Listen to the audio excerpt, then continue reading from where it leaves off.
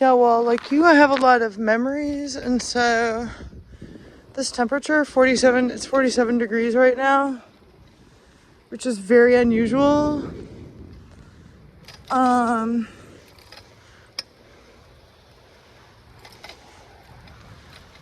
It brings back all my memories, and usually with these temperatures, there's like an accompanying smell of leaves, like the sweet smell of leaves and decomposition. And I guess I must have hay fever for other reasons, because everything is still in summer mode. But everything turned into summer mode in like the past 15 years. So that's a pretty big swing.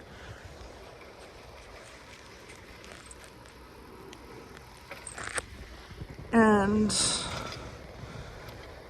there's going to be a significant warm up starting tomorrow, and the summer temperatures are going to return. And a lot of our memories throughout what we call history were based on certain patterns that were consistent, that we created stories out of.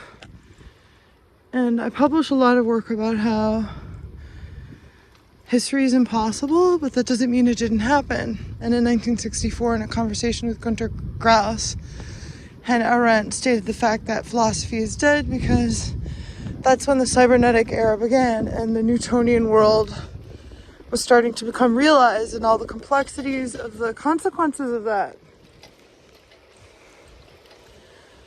And the weather and everything that I'm saying in this video is no exception.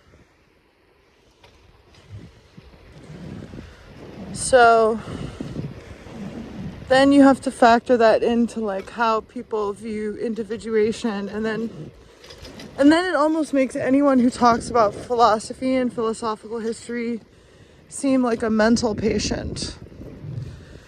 And the most fascinating fact behind that is that we didn't have that lens before. We didn't have the computer science lens before. We didn't have the reformed law enforcement lens before. We didn't have these things. We weren't able to trace people's intention through all of their data, their emails, their Google searches.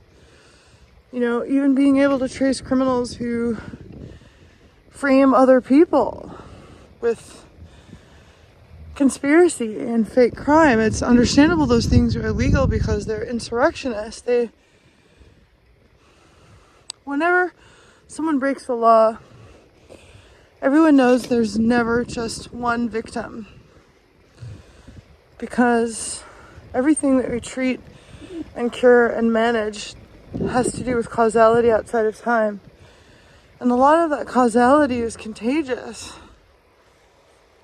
And it's contagious in highly like organically engineered, technologically advanced ways that are superior to like people's expectation that ChatGPT or speaking or any of these miming puppet shows that people do in little rooms for each other has any relevance for what is going on outside with all the players and the decision theorists and the game protagonists that have relationships with the natural world and who exist outside and who know each other very well, often without speaking.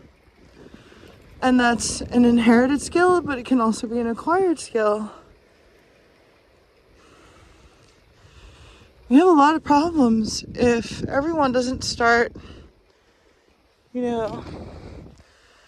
hammering these messages to their identity wall, because we take for granted how much of a big role we play in each other's lives, to where those kinds of like fairy tale strategies, it's not that they don't work anymore, they're completely irrelevant, and that they are like terrorist messages, really.